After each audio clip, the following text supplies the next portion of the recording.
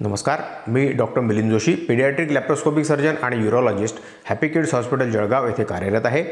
आज आपण जाणून घेऊया डबल जे स्टेंट याबद्दलची थोडीशी पीडियाट्रिक सर्जरी रिलेटेड माहिती।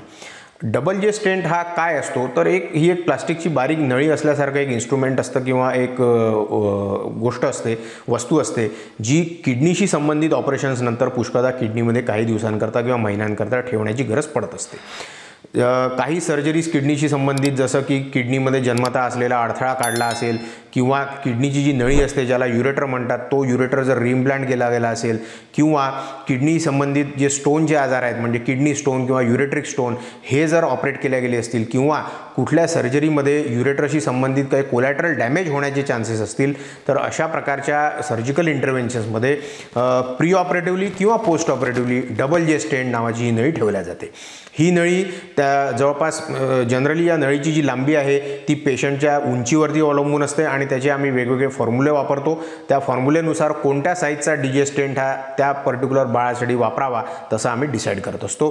तर जनरली हा जो स्टेंट आहे हा 3 फ्रेंच म्हणजे 1 मिलीमीटर साईजपासून ते 6 फ्रेंच म्हणजे 2 मिलीमीटर साईज एवढ्या थिकनेसचा हा स्टेंट असतो आणि याची लांबी पेशंटच्या लांबीनुसार आपण ऑर्डर देऊन बनवू शकतो। तर हे जे स्टेंट असतात हे ठेवण्यामागचं मूळ कारण काय तर किडनीच्या नळीशी संबंधित ऑपरेशन्स जेव्हा जेव्हा केल्या जातात तेव्हा त्या ऑपरेशन्समुळे म्हणा किंवा त्या मूळ आजारामुळे म्हणा त्या नळीवरती जी एक सूज असते त्या सुजेमुळे कधीकधी लघवी बाहेर निघण्याला प्रॉब्लेम होऊ शकतो आणि तो प्रॉब्लेम होऊ नये म्हणून हा स्टेंट ठेवण्याचा जो प्रकार आहे तो पोस्ट सर्जिकल स्टेंट ठेवण्याचा जो प्रकार आहे तो सर्जिकल प्रॅक्टिसमध्ये प्रचलित आहे आणि यातून जे स्टिचेस लावले असतात ते हील होण्याचा पण चांगला चान्स असतो। पण हेही महत्त्वाचं असतं की हे स्टेंट ठेवल्यानंतर काही दिवसांनी किंवा महिन्यांनी जेव्हा केव्हा तुमच्या पीडियाट्रिक सर्जननी तुम्हाला सल्ला दिला असेल त्याप्रमाणे येऊन हे स्टेंट काढून जाणं हे सुद्धा तेवढंच महत्त्वाचं आहे। रिटेन स्टेंट हे किडनी फेल्युअरपासनं ते अनेक प्रकारचे प्रॉब्लेम देऊ शकतात आणि पुष्कळदा हे